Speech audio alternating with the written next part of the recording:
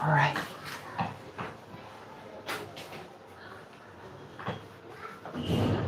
Is it working now? Okay, great. Thank you.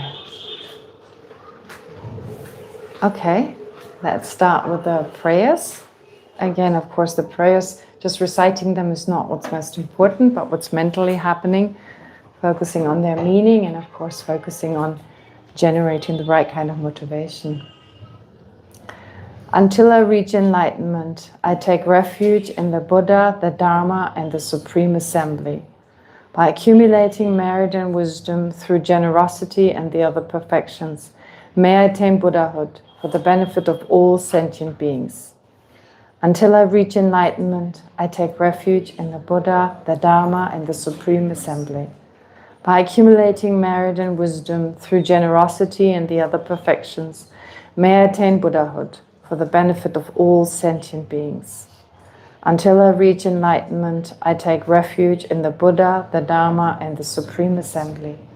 By accumulating merit and wisdom through generosity and the other perfections, may I attain Buddhahood for the benefit of all sentient beings. May all sentient beings have happiness and the causes of happiness. May all sentient beings be free from suffering and the causes of suffering. May all sentient beings never be separated from the happiness that is free from suffering. May all sentient beings abide in equanimity, free from attachment and anger that hold some close and others distant. I pay homage to the sublime Mother of the victorious ones of the three times, the inexpressible, inconceivable, and indescribable perfection of wisdom, which is unborn, unceasing, and of the nature of space, and which is the object of realization of the self-knowing primordial wisdom. Okay. A few things. Number one, my apologies for the late chart. Came a little bit late. I'm slightly busy these days. My mum and her friend are here, but tomorrow we're going to Delhi. I'm taking them to Delhi. I'll be back Monday afternoon. So Sunday we can continue, Tuesday we can continue, but I've been so busy taking them to different places. That's why I didn't have much time to do anything else. And the chart came a little late. I haven't really used any charts, but I didn't see the need for it. But this time I thought it was so complicated, better just to give you a chart. And there'll be another one after a few lessons, a few sessions. Also, one thing about the discussion group, if people want to address me personally, you're welcome to just write to me personally. I've noticed that some people sign out from the group because I guess maybe they find it's overwhelming. Too much information, which is fine. But those who sign out and they want to add something to the discussion group, please sign in again if you've got something to add and sign out again, right? I mean, it's nice to have an ongoing discussion, but I get why some people don't want to get all these messages all the time, especially if they're not here.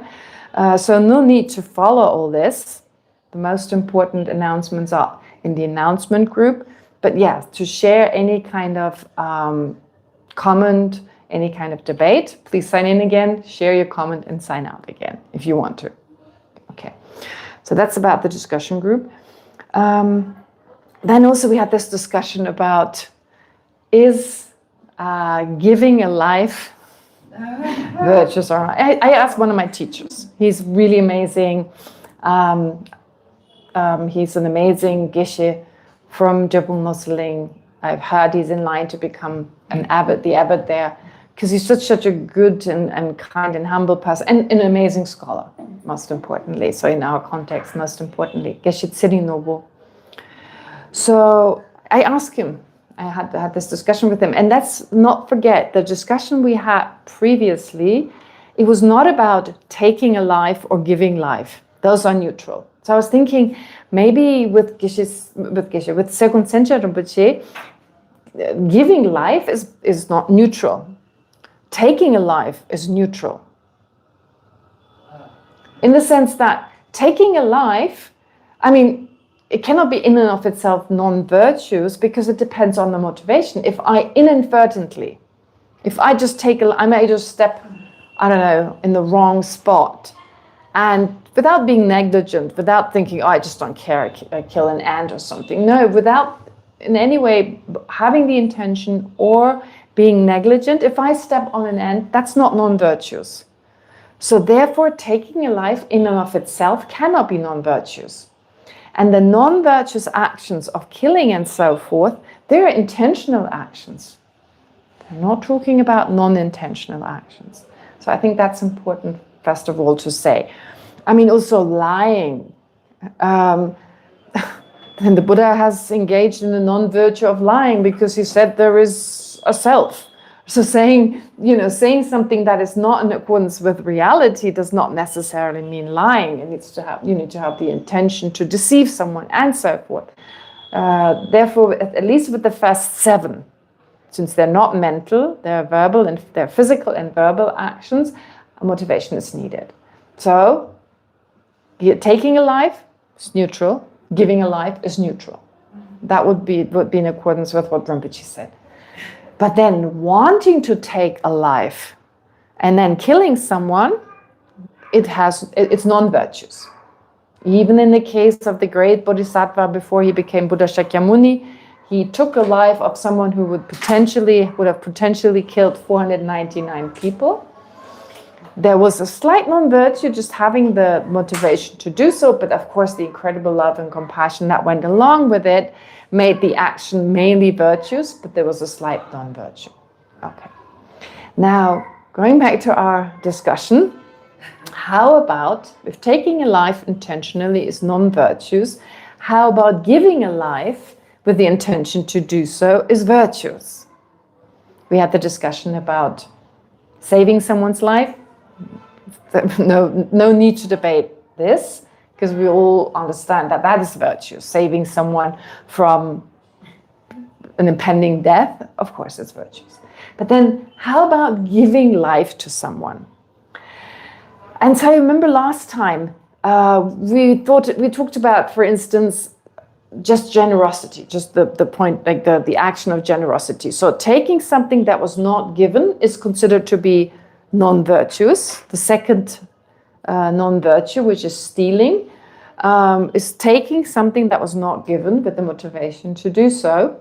That is seen as non-virtuous, while giving something to someone is seen as virtuous. But that needs to be specified, because taking away drugs from someone that were not given is not non-virtuous. If that person would harm themselves by taking the drugs, or someone who's suicidal taking away their gun, it's not an act of killing. Likewise, giving someone a gun or giving someone drugs is not an act of generosity. Therefore, it's important when we say generosity, we're giving to someone, we mean something very specific. Giving food is not necessarily virtuous. Giving fatty food to someone who's obese already, etc., or giving food that could, like peanuts, to someone who's allergic, it's not. So food that is nutritious, food that doesn't harm them, that benefits them. And that's where we had this discussion. So Geshe-la said, well, giving life, and I told him about our discussion, and he was very pleased. He was like, whoa, this is not something we ever debated, but ooh, very good, great, well done. As far as I could remember, I tried to summarize what the discussion we had, and he was very pleased. And then he said, yeah, he hadn't thought about this, but the thing is, he said, well, just giving a life, it's a mediocre life. I mean, if you give someone life, they're born into a family of abject poverty, like, great hardship, or into a family with both parents alcoholics, etc. Then, of course, life doesn't just mean that short moment of getting a new life, it's also what is to follow. But I think we kind of had that discussion a little bit, like, you can responsibly raise a child, and you have the wish to give life to that person. He said he wasn't sure, but he thought it was virtuous. But he wasn't sure. He said he wasn't sure. He had to think about it further, but with the motivation to provide them what is needed, etc., without raising them in any Buddhist way, but just having a reasonable upbringing. So I don't know, it's just another opinion. In the end, there could be also other ones, but I thought I'd share this with you. Okay, then I receive messages sometimes. I receive a message sometimes from someone called Tauseti. He sends me emails, and unfortunately I can't always respond, but he made a valid point. He said, well, it's sometimes a little difficult to follow online if I teach a particular section of the text and then questions, and the questions go over, and then we return to it, the thread gets lost. And I thought he had a good point. And it's my own lack of discipline that I, took on all the questions and didn't ask you to wait. So therefore, let's go back to the way we used to have it. Of course, if you need a clarification, you can always ask. If something is not clear enough for you to understand what is to follow, you can always ask. But a question that is more about the material and so forth, we could maybe leave towards the end, for the end. Yeah, that's actually a good way to go about it, I think. Yes. And then there are a few things I could probably leave until the end. There's something Bernd he wrote, Bernd, I shouldn't say burned, banned, about the opposite of taking a life. Maybe I just say the first point he makes. So he brings something up which is a little bit complicated. What does it mean to be the opposite of something? What is the opposite of something? In Buddhism, that's an important concept, actually. You talk about something being contradictory, two things being contradictory, two things being opposites, and two things being direct opposites. So, dokcho. Gelwa, mungel. So you have these different words.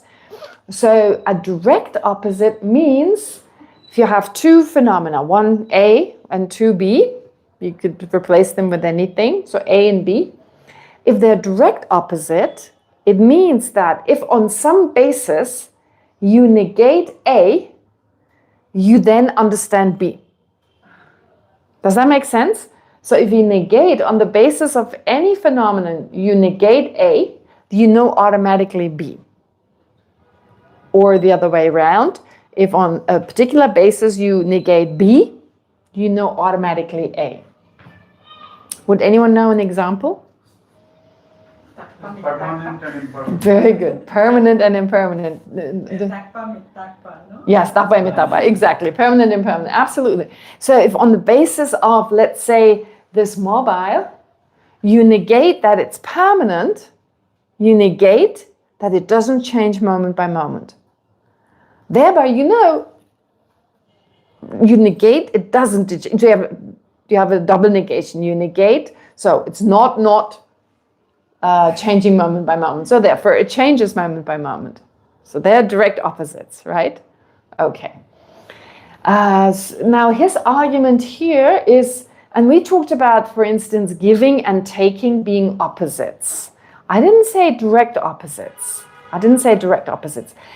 Direct opposites, the easiest way to determine whether two things are direct opposites is to say mobile and not mobile. Or cup and not cup. Those are always direct opposites. To always add not, and it's exactly the direct opposite. And if you know something is a mobile, you know that it's not a mobile. I mean, it sounds a little absurd, but in the abstract world of philosophy and logic, this kind of double negations are mentioned and they're considered important for our understanding. Okay. But doesn't, like when we do it like this, not phone, then everything else that is not a phone is a direct opposite? That's true. So everything has one opposite, it can be many direct opposites. No. Okay, her point is, okay, not phone and phone. There's only one thing that is a phone. There are many things that they're not phone. That is true. But still, even though there are many instances of not phone, that doesn't mean that this is not the direct opposite of phone. Right? I mean, there's no contradiction, because when you negate that something is a phone, you know it's a not phone. It's a non-phone, right? Just remember A and B. A is phone, B is not phone. Now, if you negate on the basis of a table or anything else that this is a phone, you know it's a non-phone, not phone, it's not a phone. And likewise, if you negate on the basis of this particular object that it's not a phone, you negate that it's not a phone. So you not minus plus, right? So you negate that it's not a phone, you know it's a phone. Now, it's only from that perspective that we say two things are direct opposites. If you establish one, you negate the other. If you negate the other, you establish the one. That's all it means to be direct opposites. But it still means just because we negate it, it's not a phone, we still don't know what it is instead. You don't need to know. Just because we know it's not a phone, you don't need to know what it is. No, that's not. But just logically, just from the point of view of logic, that's what a direct opposite means. Okay, and a very important concept. If you study philosophy, if you study debate, this definitely comes up. But then we have kind of conventional kind of opposites, you know, like tall, short and small, right? Short and tall, for instance. Well, someone who's not short is not necessarily tall, so it's kind of like, can be medium-sized. But we would still kind of ordinarily say, yeah, they're like opposites. Okay. Of course, you could debate something can be both short and tall at the same time in relation to, but let's not get into that. So it gets a little bit more complicated. Somewhere in a conventional sense. And that's what I meant when I said giving something and taking something, they're actually opposites. And my argument was, if you give something really virtue, something very beneficial, if that is virtues, and then the opposite is non-virtues, taking it away, well, the same idea, if you take someone's life intentionally, which is they consider to be precious and beneficial, so taking that away, then taking that away would be non-virtues, and then giving that would be virtues. That was kind of my logic. But I cannot help it. My mind goes sometimes off in different directions. So with Geshe-la's answer, if it's a beneficial life, giving it is good. Well, what about if it's not a beneficial life? If someone kills and steals and does the most horrific things, wouldn't stealing be killing that person be a good thing? Do you see what I'm saying? So Geshe-la's argument, Geshe-la's point was, if you give a life, if it's a beneficial, if you're able to give them a beneficial life, a good life, at least in the beginning as parents, if that is virtuous, then if someone lives a very non-virtuous life, if they spend their whole life killing others and harming others, harming themselves therefore, wouldn't it be virtuous to shorten that life? I know, don't get me wrong, but that's just like right away. So you see, like when we debate, when we reflect on things, these things come up, and it doesn't mean it's right, but it's still good to think about it to better understand virtue and so forth. Can we leave a question towards the... It's not so much a question, it's a comment. It's a comment. Okay. Because there was one disciple of Buddha, he was killing 100 people and collecting the sums. Yeah. Angulimala. Mm-hmm. So who wants to judge if this life can change to a virtue or not? Yeah, that's true. She makes a very good point, because although Angulimala killed like 100 or 1,000, 100, how many was it? 100. 100? 100. I think 1,000. 1,000, right? Yeah, 1,000. So he killed like 1,000 people. So, but in the end became this highly advanced practitioners. So we don't know if this person doesn't have great potential. That's a very good point. That's a good point. Did you want to say something?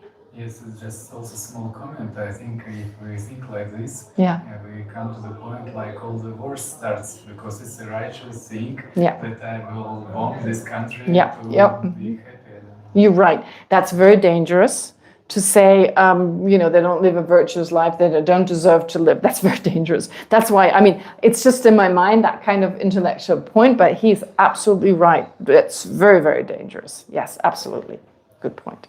Okay, but just for the sake of reflection. Now let's go back to the text. So, just a sec. Now, we're talking about something quite different. We're going back, not to killing, etc., but we're talking about We're talking about, what are we talking about? Page 135. Oh, yes. We got to page 135. A little bit further, actually, page 136. But if we just quickly go back to 135. So what do we know about the bodhisattvas? We're still trying to get a bit of a sense of what does it mean to be a bodhisattva on the 10 grounds. So this is part of Lama Tsongkhapa introducing to us, and not just Lama Tsongkhapa, Acharya Chandrakirti, of course, introducing to us what are these bodhisattvas on the 1st to the 7th ground. Okay. So giving us some kind of outline before starting with the different grounds and explaining them in great detail. Now, first of all, we've heard about certain qualities that a first ground bodhisattva has. They beautify the bodhisattva. They make the bodhisattva special, outstanding, help us, of course, be inspired and follow their example. Then those were 8 different qualities.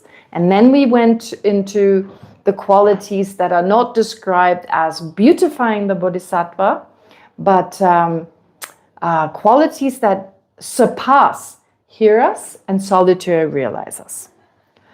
And of these qualities, we said one of them is in terms of bodhicitta, or it's from the point of view of conventional bodhicitta. It's from the point of view of their love and compassion, which of course we've heard they don't just surpass bodhisattvas. No, bodhisattvas on the first ground, not only do they surpass hearers and solitary realizers on that first ground, but they do so the moment they generate bodhicitta, for instance, already on the path of accumulation, path of preparation, of course they do so.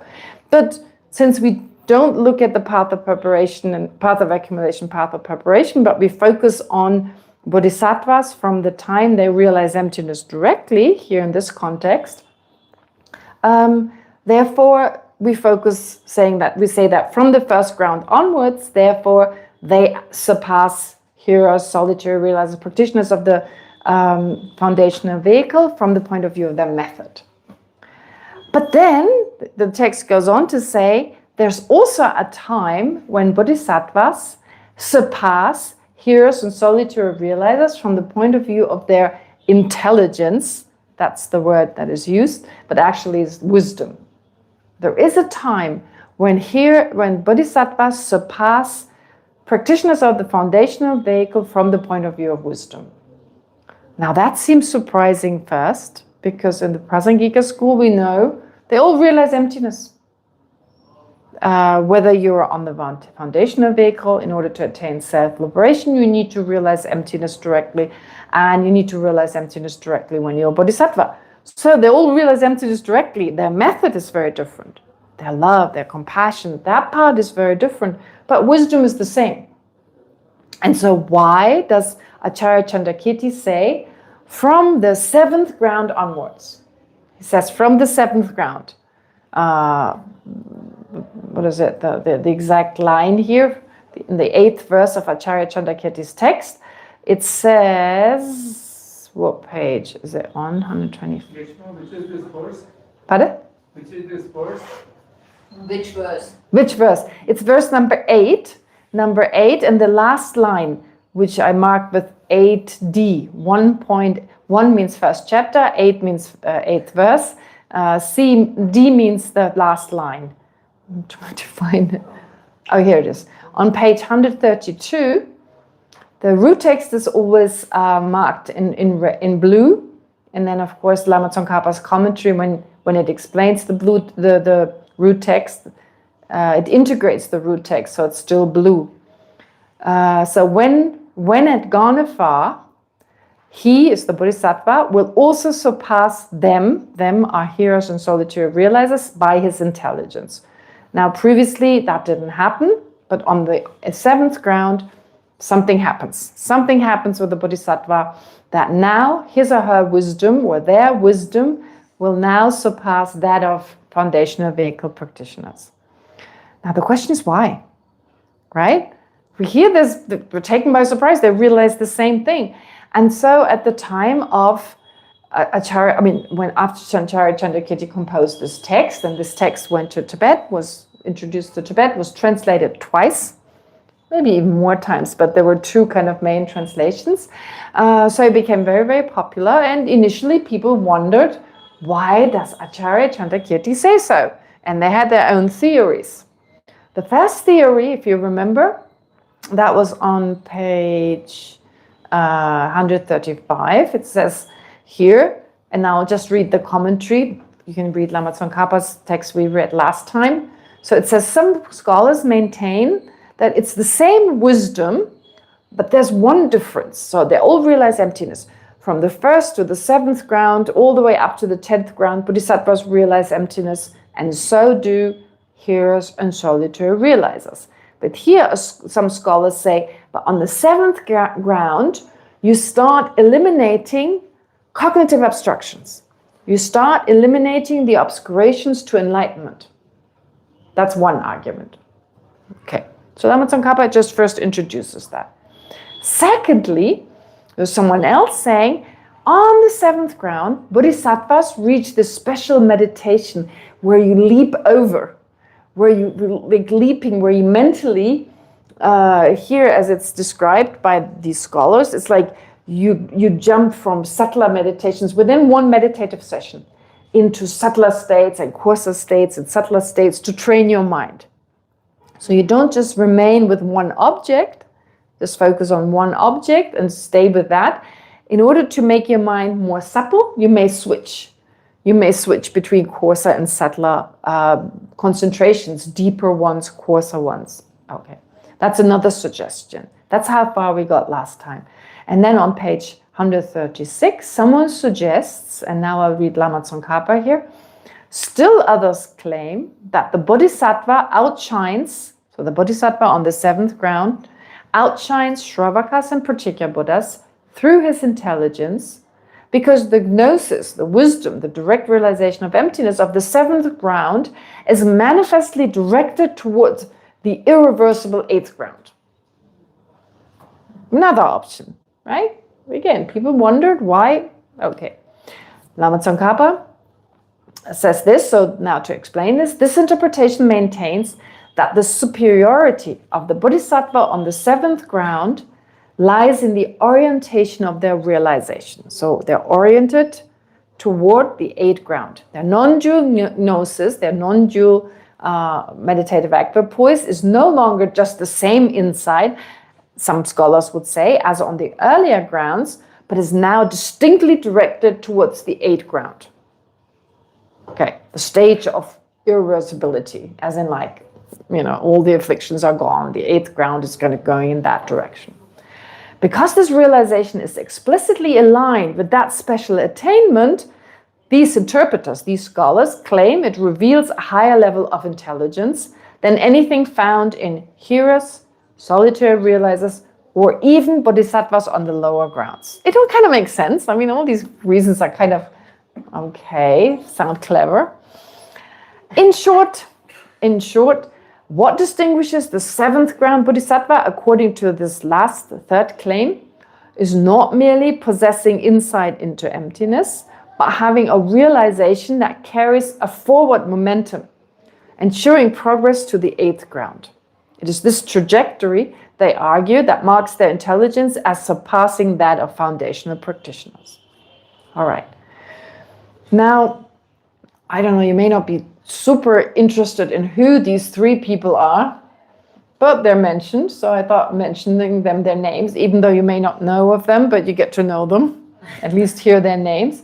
So Panchen Tsongkhapa, someone called Panchen Tsongkhapa, he's the author of the principal textbooks of, for instance, Drepung Losling, the three great monasteries. So one of them is Drepung, and that is divided into Drepung Losling and Gomang. And the textbook author of Drepung Losling is Panchen Tsongkhapa. This is really important when you study debate. It's very important. Of course, we study other texts as well, many different texts, Lama Tsongkhapa's text and Acharya Chandrakirti's text. But there is like a direct textbook we look at first. So for instance, our institute, its teachers, most of them, all of them come from monastic institutions that follow Panchen Tsongkhapa. So either Jabung Loseling or Ganden Shatse. Or they were trained here. So that's another option. But they all follow Benjen Tsongkhapa. So his books, we use them first before we read Acharya Chandrakirti and so forth, because it's so difficult. It's really difficult. I mean, you read this line, this line of superiority, what I read before, you don't really understand it. When I've gone far, he will surpass them by intelligence. Huh? So you just memorize this, you memorize it, so it's easier than when it's explained in class. You read Lama Tsongkhapa's text, but it's really helpful to have Benjen Tsongkhapa's explanation. Because he brings different arguments, like, oh, maybe this is contradictory to this. So the thing is, because you want to go to the debate ground and debate it. So he introduces to you different ideas. He just fills in the blanks. Okay, so very helpful. And that is true for all the other topics we study. They follow his. It's very, like Lama Tsongkhapa is difficult. Sometimes it's really difficult to read. Some texts are more difficult than others. This one is not that easy. I mean, read the English. Geshe Thupten Jinpa did a great job to translate it. All the difficulties in Tibetan you've got in there. No, he did a really good job translating it, but he didn't water it down, like, oh, now I can easily read it like a novel. Or no way, it's very difficult. Okay, so therefore it's helpful to have Benjen Tsongkhapa's text. So now you know who Benjen Tsongkhapa is. And then Sera J, for instance, there follows someone called Jetsun Chogi Gyaltsen. And I actually, for preparing this material, I also read Jetsun Chogi Gyaltsen because, well, first of all, it's very clear, it's beautiful, very well explained. I find both very helpful. Sometimes Benjen Tsongkhapa explains something clearer, sometimes Jetsun, so it's good to have both. I've also mentioned, sometimes I mentioned their name, sometimes I didn't, when I didn't feel it was relevant. And also most people in the West, because of, for instance, Kyabje Zopa Rinpoche, Lama Zopa Rinpoche's FPMT, they all follow mainly Jetsun Chogi Gyaltsen. So because there's so many centers, there are many people in the Gelug tradition following Jetsun Chogi Gyaltsen, so it's good to be familiar with his view. But in here, anyway, Benjen Tsongkhapa, long ago, he lived long ago, more than 500 years ago. Well, he's the author of the textbook, principal textbook of Jabung Loseling, Ganden Shatse, and other Tibetan monastic institution. He explains who these three guys are who had these views. So he says the first position was upheld by the followers of Patsap Lotsawa. Who's Patsap Lotsawa?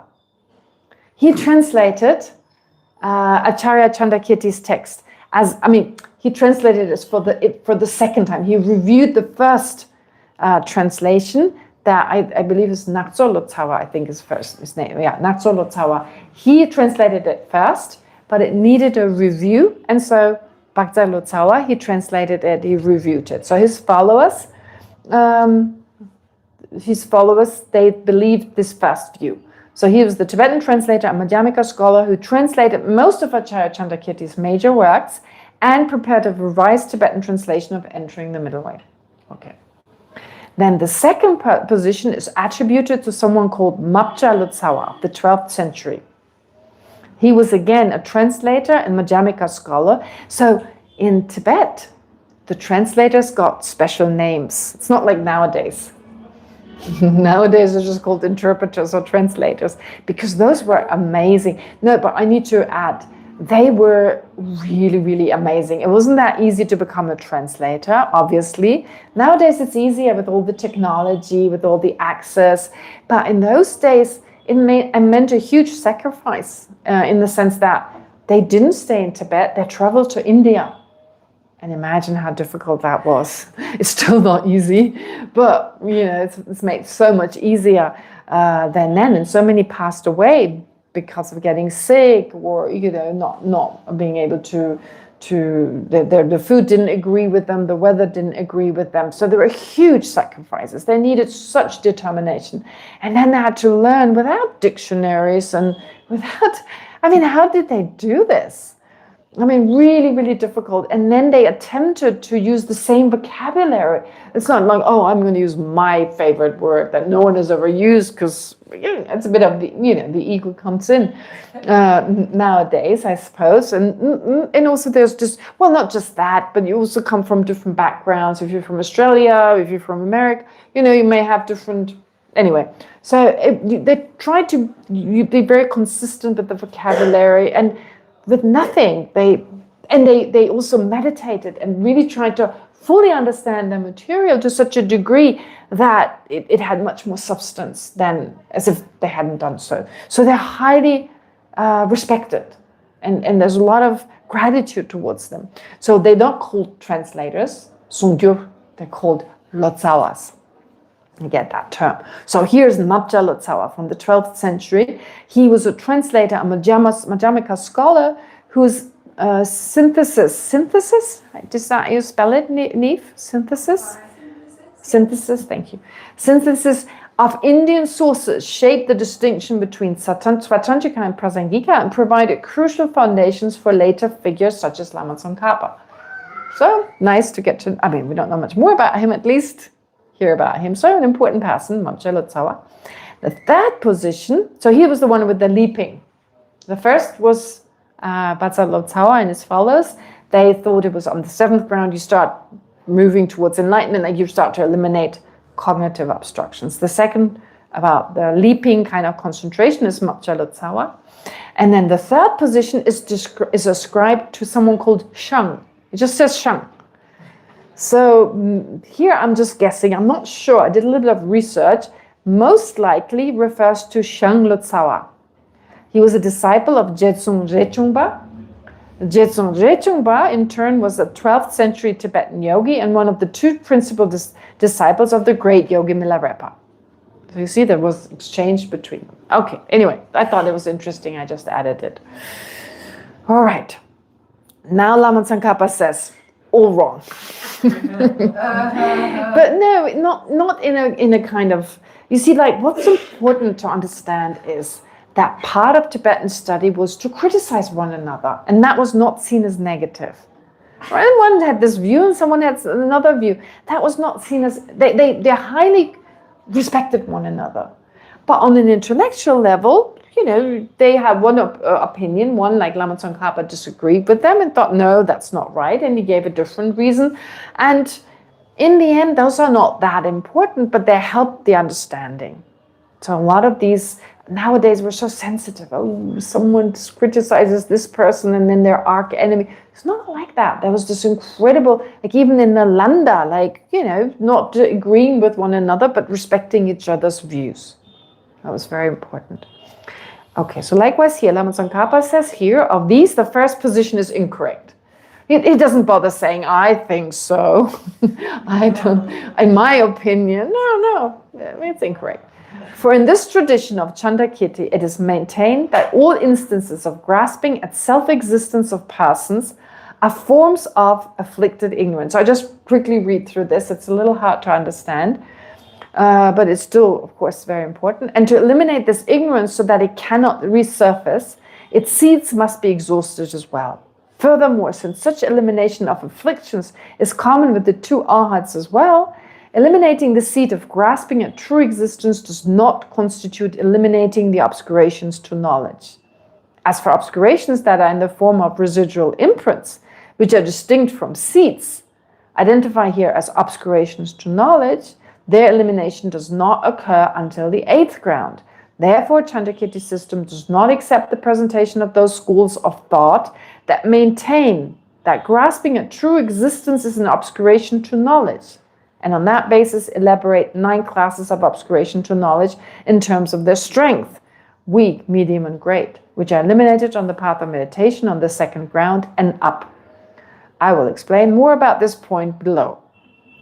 So, here, what Lama Tsongkhapa does, he introduces the Svatantrika school. Very important. We'll get into this. The whole chart, you see Svatantrika, Prasangika, so you can compare them in that chart. Now, I totally get it. When I first learned the Dharma, I thought, Prasangika is difficult enough.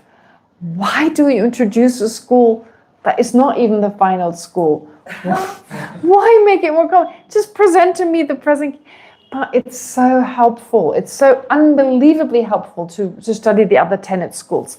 I don't think I would have understood the little that I have understood in any way if I hadn't studied the tenet system. It's such an incredible system, that comparison. Because, well, very helpful. The Svatantrika school is the closest to the Prasangika school, and at least they accept intrinsic existence. You know, because it really feels, for me, it feels like phenomena exist intrinsically. So I see myself in that view, but I know that's just because of my misconception that is so deeply ingrained. But it's helpful to kind of have that bridge between like views that are totally different from the Prasangika, that are still helpful in terms of some of their views, but then kind of being that bridge, it takes you in that direction, and you'll find out more about the Svatantrika. They have some great views. Are this mind only? No, Svatantrika. They're part of the Madhyamika, the middle way. It's not mind only. It's you know, you have the middle way school, the Madhyamika school, and they're divided into Svatantrika and Prasangika. Now, they are quite revolutionary in that they say phenomena only exist because they appear to a mind. That's already huge, isn't it? Unless something appears to a mind, it cannot exist. But it still exists from its own side. So it's like they say, we get into this beautiful analogies, beautiful examples. So when you search for the table, something that makes this a table and that's something else, you find something. That's why this is a table and this is something else. This is how you can distinguish two things. Because when you search for some kind of essence, you find something that allows you to distinguish between the two. Makes perfect sense to us, right? That this is possible. But okay, so they don't go all the way denying intrinsic existence, but they say phenomena don't exist truly, which means nothing exists without appearing to the mind. Now that's already huge, I'm saying, because of course we've all heard, if there's a forest with no one there, a tree falls over, does it make a sound or not? If there's no mind to perceive it, there can't be a tree. There can't be a tree, there can't be a sound, because a tree, a sound, what we mean when we talk about tree and sound is something that is perceived by a mind. And in fact, for it to exist, it needs to appear to a mind. And the Prasangika school accepts that, but they don't say that this is the subtlest view. They don't say that. They say that's true, but that's not, we're not getting at emptiness. So emptiness in the Svatantrika school is the lack or the absence of something existing without appearing to a mind, without appearing to a correct mind. That is their emptiness. So if they say true existence is impossible, so they deny true existence. They say the lack or the absence of true existence is emptiness. If something hypothetically existed truly, it would mean that this phenomenon exists without appearing to a correct mind. And that's impossible, they say. Okay, so that supports physics, right? This whole discussion we had before. A color is just a light wave. So what we perceive to be a color, blue, red, and so forth, can only appear to our mind. It's not out there the way we, right, perceive it. Or sound is just a pressure wave. Sounds are just pressure waves. And we uniquely perceive them with our mind because of our brain, our retina, all that, or our eardrum, etc. But in the end, what we perceive, that unique sounds, the unique sounds we perceive, they are totally subjective. They only exist because they are mind to which they appear. Goes hand in hand with modern physics. Okay, so this much makes, at least gets us a little interested in that school.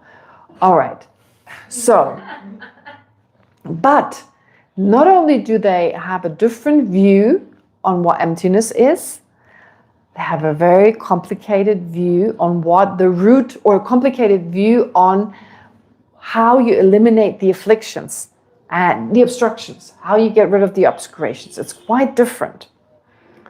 And pedagogically, some things are clear to me why it's important to learn about it. It makes sense. But other things I'm not sure. They just have a different view.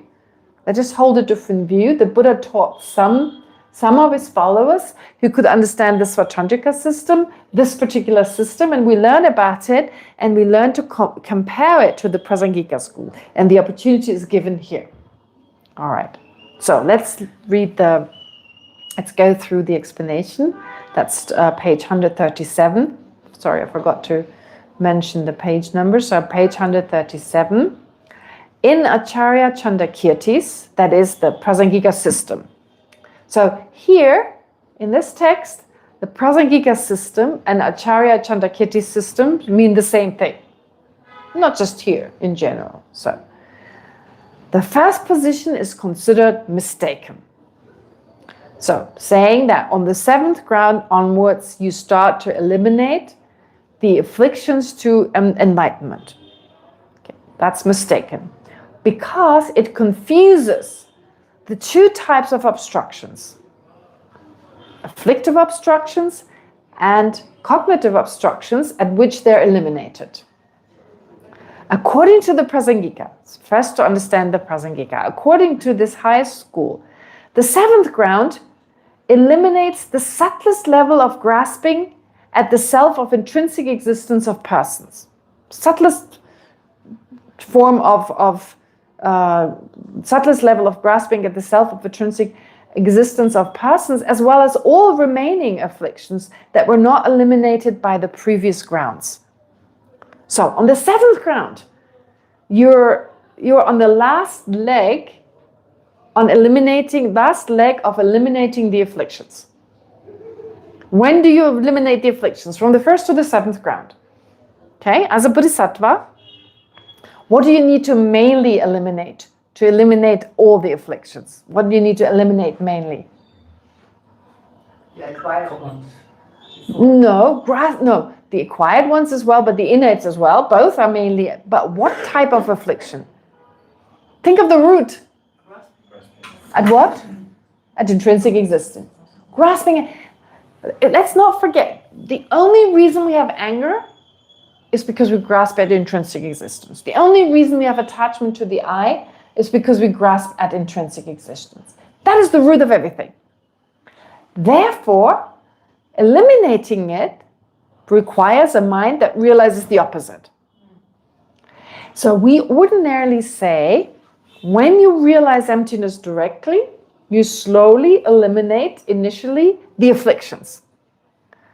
But actually, strictly speaking, you don't eliminate the afflictions. You eliminate the root ignorance, and if that's gone, the opportunity, the chance for the other afflictions cannot arise.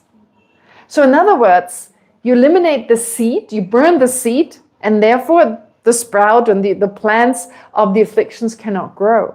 Does that make sense?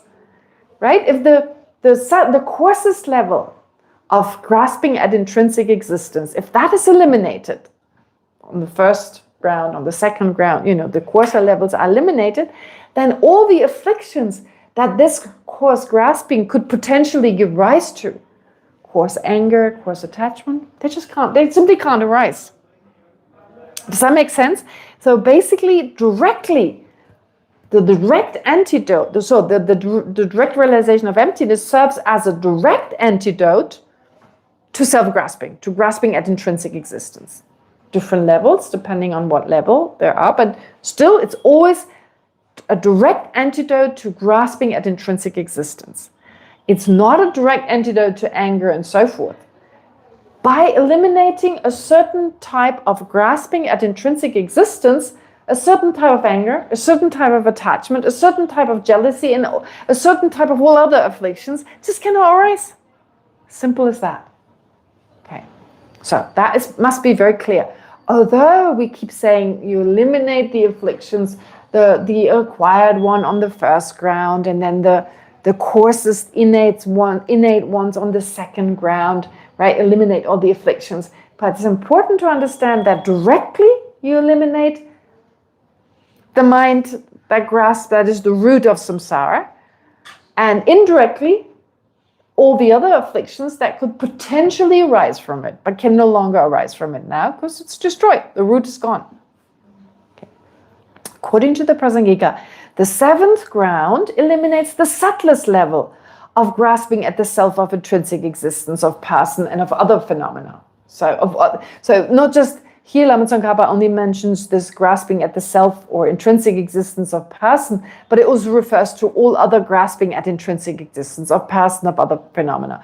All the subtlest level is eliminated on that level, as well as all remaining afflictions that were not eliminated by the previous grounds. So all the ones that arise from that grasping, including the subtlest level of grasping at a self or intrinsic existence of phenomena other than persons. So all this is eliminated. These two types of grasping are simply the two manifestations of the root ignorance, right? Grasping at intrinsic existence of person, or grasping at intrinsic existence of everything else that is not person. It's a weird way. I kept saying, I said that before. That's a random way of dividing these two graspings. Grasping at the intrinsic existence of person and grasping at the intrinsic existence of everything else that is not person. It seems like, why don't we say grasping, the root ignorance can be divided into grasping at intrinsic existence of mobile phones and grasping at the intrinsic existence of everything else that is not a mobile phone. Well, we don't do that, right? Yes. Does person just mean human or all sentient being? Any sentient being. Okay. Any sentient being. So why do we say that? Why this random, seems random division into grasping at the intrinsic existence of sentient, of being, of living being, and grasping at intrinsic existence of everything else? Yes, Rika. Because everything else is kind of made by sentient beings in some form. So it has a different idea of being intrinsic. It's easier to understand that this was made by a human being. All right. So your point is that everything really comes from living beings. Everything else other than living beings comes from living beings. So you pointed at the table. It's pretty easy to understand that this comes from a human being. Okay. All right. Yes, you raised your hand, please. No, I was just wondering whether it is because, all the afflictions arise Yes. from the fact that, there is a person and there is this outside world. This inner world and the outer world. Right. It is that interaction which causes this. All right. What's your name? Swami. Pardon? Swami. Swami. So Swami is saying, well, from his point of view, it's like you have the person, that's kind of the inner world. So it's like this, we distinguish the world between the I, the person, and everything else outside of it, for instance, right? Yes, so this is how we look at the world. Okay, all right. Did I rephrase it correctly? Yeah, broadly. Broadly. Okay, I roughly rephrased it correctly. So like the inner, the I, or the inner, the person, versus everything else which is external to the person. Okay. Yes. Anyone else? Yes, please. What's your name? Andrei. Andre. I think maybe because the main reason of my anger is thinking like me, me. So that's why I am the most thing that I need to understand that there is no such a me. Okay. All right. So Andre is saying, well, when we take, for instance, our anger or any other affliction, it usually comes down to the I. The most important thing for us is the I, the person, the self. And therefore, in relation to that, I get angry. Okay, very good. I don't see any of the, I think all of you are right in that respect. Yes, please. What's your name? Doris. Doris. Doris, you're Doris. Okay. Everything outside of I, myself, appears to us. So all this is the other world. And the I doesn't appear? Yes, but it's much more subtle to appear because I see a tree, I see plants, I see objects produced by humans, but they all don't exist. So They all don't exist. You see trees, you see plants, you see things made by humans, but they all don't they exist. don't have this intrinsic existence. Okay, they don't have intrinsic existence. Does the I have intrinsic existence? No, but I think it's easier to see the not intrinsic existence of a phenomena Oh, than from yourself. okay. So she's making this point. It's easier to understand the absence of intrinsic existence of all other phenomena other than the self versus the self. Okay. Yeah, could be. Yeah. I mean, depends. Yes, please, Rika. I think if it's an object, Mm-hmm. it doesn't care if it is intrinsically existing or not. Like a table will never ask this question. Only because we are sentient do we even ask these questions. Okay. And are we able to develop beyond it? Okay, but the problem is the mind. The mind is not person. The mind is part of the category of phenomena other than person, but that definitely is wondering, you know, like, oh, what's going on? It's sentient. I mean, in the sense like it's aware of itself and so forth. Yeah, but a table will not have self-grasping. That's only something that a mind of a sentient being can do. Right, so it's always in relation to a sentient being. Okay, so that there is that kind of self-grasping. Yes, okay. I guess all of it all makes sense. I'll just add my own opinion, and I guess it reflects what you guys are saying, basically. Yes, I think it's like our greatest, the greatest attachment is to I. Right? I mean, we go from self-grasping at intrinsic existence, mainly the I, which gives rise to what? Self-centeredness. What is self-centeredness? What is self-cherishing? It's attachment to I and my happiness. But it's I. Like you were saying, it's all about I, me, and mine. And so that's seen as the most important thing in the world, my I, and that which belongs to I and mine. So therefore, there's this distinction between the I and everything else. So when we say person, I and person is the same. I and living being is the same. And there is an existent I. There is an existent I, of course. But we totally exaggerate its existence. We perceive it to exist intrinsically and intrinsically precious.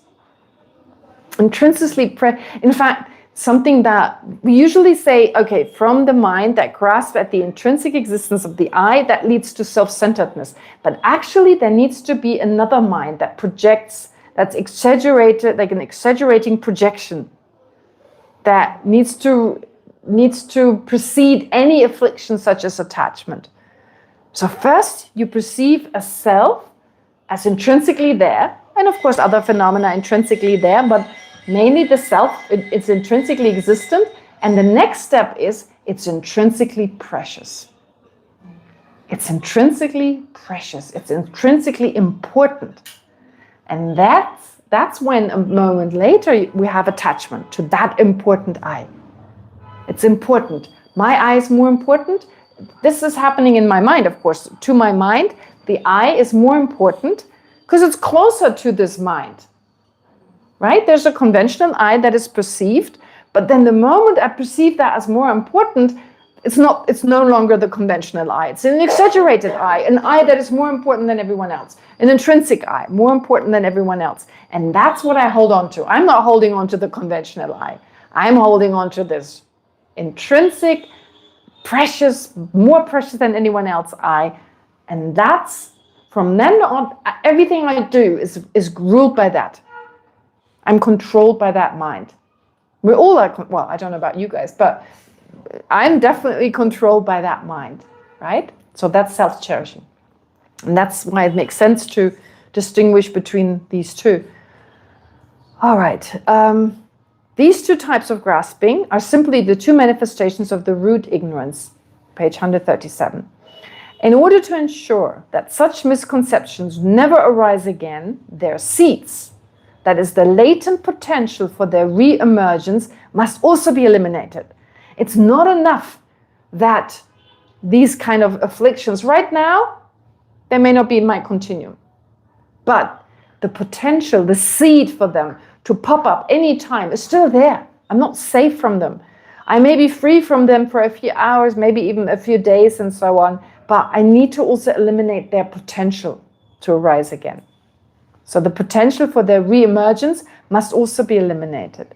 Once these seeds are eradicated, the root afflictions themselves cannot resurface and therefore cannot give rise to other afflictions such as attachment, aversion, and the like. So this root ignorance, once the seeds and everything, can no longer arise again. And that's what we're aiming for with the direct realization of emptiness.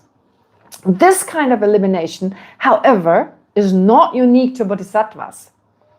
The two classes of self-liberated being, the two types of self-liberated beings, hearer and solitary realizer arhats, likewise accomplish the cessation of these two root misconceptions together with their seeds, together with the potential for them to arise again, and thus of all other afflictions and their seeds.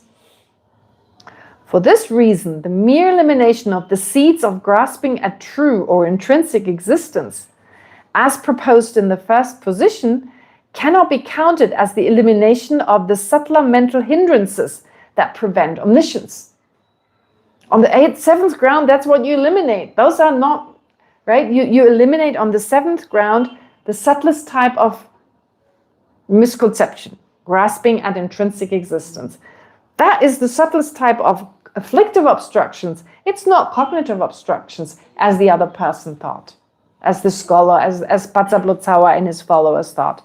No, they thought that, okay, on that ground you already eliminate cognitive obstruction, but you're still eliminating the afflictions, therefore you're eliminating afflictive obstructions, the seventh ground.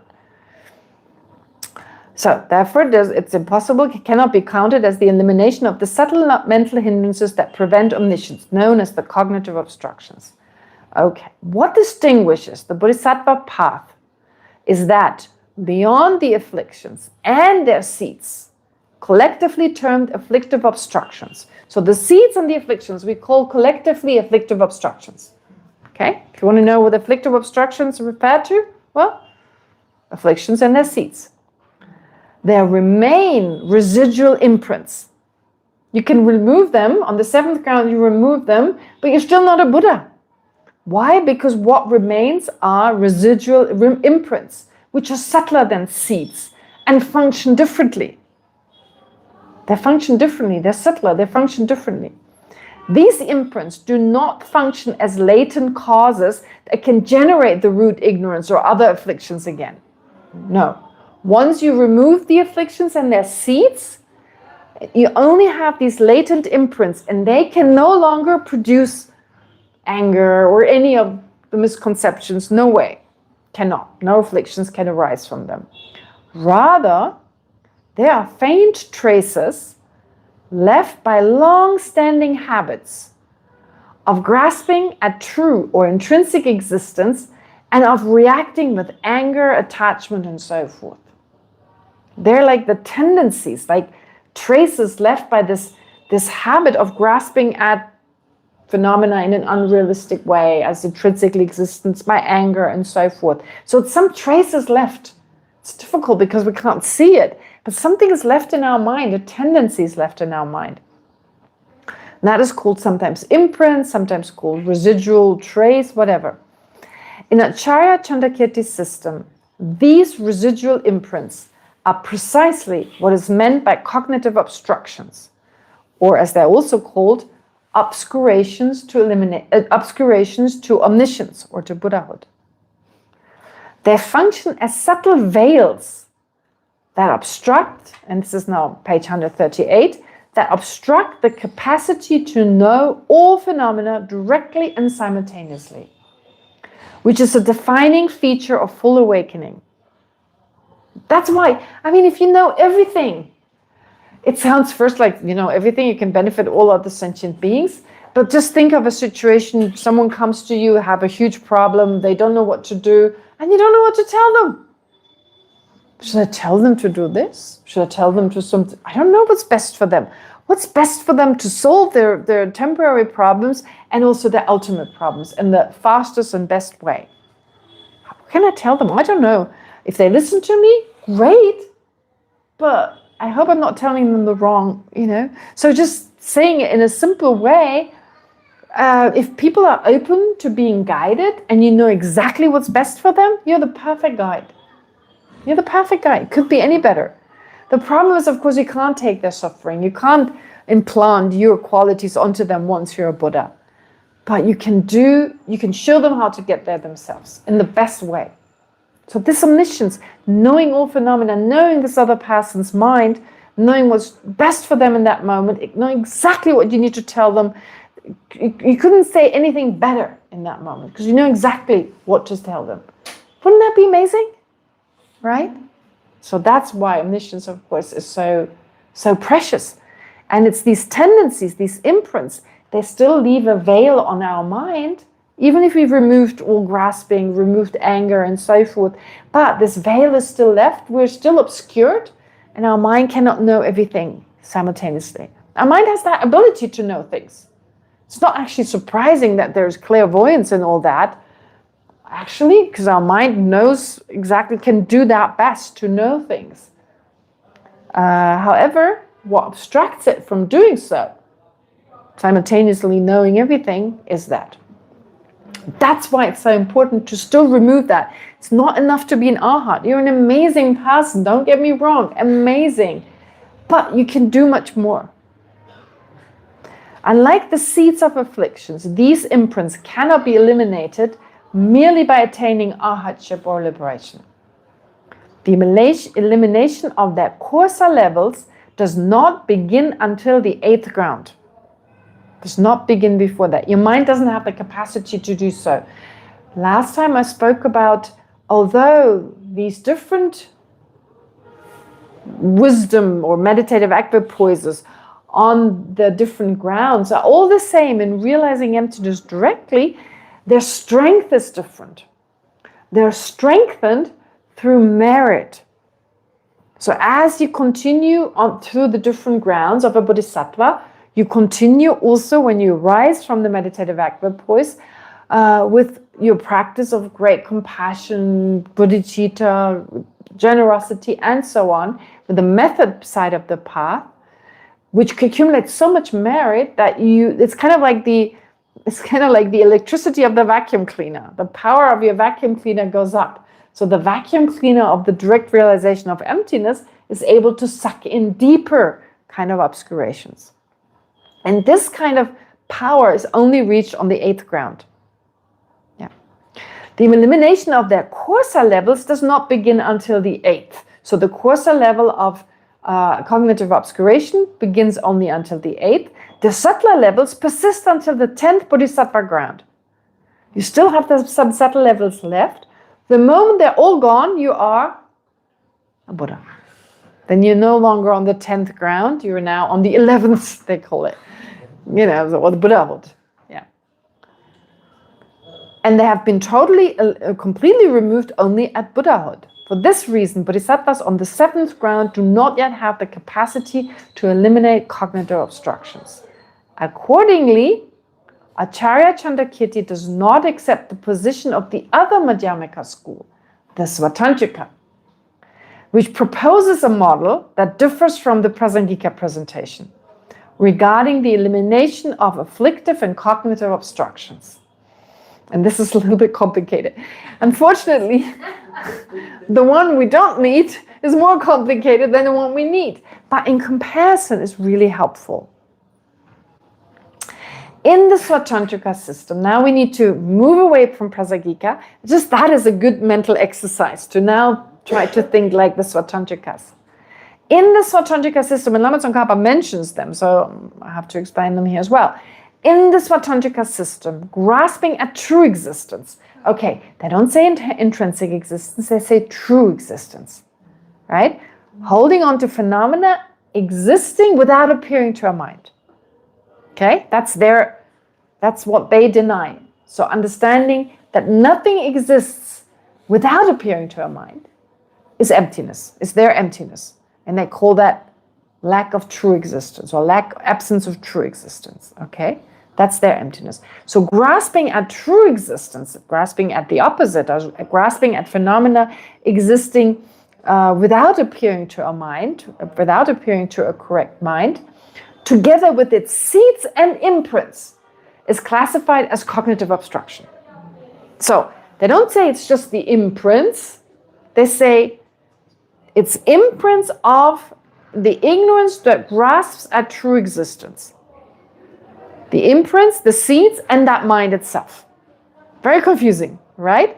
So, in other words, they talk about the mind that grasps at the opposite of emptiness, that grasps at true existence, the potential for that mind, and the subtle residue.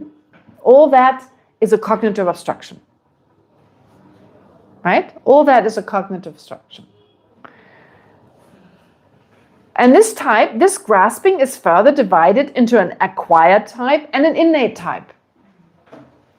With the innate type subdivided into 9 classes, different classes distinguished as weak, medium, and great according to their strength. Okay, so coarser ones, subtler ones. All right. Okay, so this is what's really confusing. It's kind of difficult. Okay, grasping at true existence, the seeds or the potential for that mind to arise, and the subtle traces. That's all cognitive obstructions. And you have, when it comes to this grasping mind, acquired types and innate types. Okay, cognitive obstruction. In light of this, followers of the Svatantrika Madhyamika do not regard grasping at true existence as the root of cyclic existence. Grasping at true existence cannot be the root of cyclic existence. Because the root of cyclic existence gives rise to all afflictions. Right? You remember previously in the Prasangika school, the imprints don't give rise to the afflictions. Likewise, in the Svatantrika school, they say the same. Cognitive obstructions do not give rise to the afflictions. Okay, so it's not the root of samsara. So you can get rid of all, the Svatantrika would say, you can eliminate all the afflictions, but still grasp a true existence. How does that work? So this is, a little unusual. Instead, they maintain, that's still 138, so it's still 138. Instead, they maintain that the principal cause of samsara is the mind grasping at a self-sufficient, substantially existent self. What does that mean? So it's just self-grasping. They say, and all the other schools say the same. They say the root of samsara, all the other schools agree, the root of samsara is grasping at a self-sufficient, substantially existent I. They don't say it's emptiness. No. You don't need to realize emptiness to become liberated. Only the Prasangika school says that. All the other schools believe that grasping at the self, what does it mean to grasp at a self-sufficient, substantially existent I? And that's what's really complicated. It's really difficult, but not impossible to understand.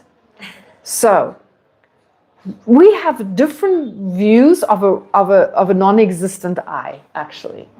Sometimes it feels as if my I is the owner of mind and body. My I is the owner of mind and body. That is a very coarse self-grasping. There is no owner of mind and body, is there? Is there like an I that is kind of separate from mind and body, so that theoretically or hypothetically you could remove mind and body and there's still an I? But it feels like that, doesn't it? Right? Yeah, almost like a soul, exactly. It's almost like there's something there that is like the owner. And so it's kind of interesting when someone touches you with their dirty finger. It's kind of like, ooh, it's not just my arm was touched, but my eye was dirtied, right?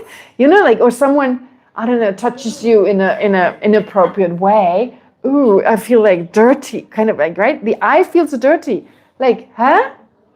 What, you know, they touch you in the wrong place. So that place could feel dirty, but why the eye? So like there's a separate eye that now feels violated, for instance.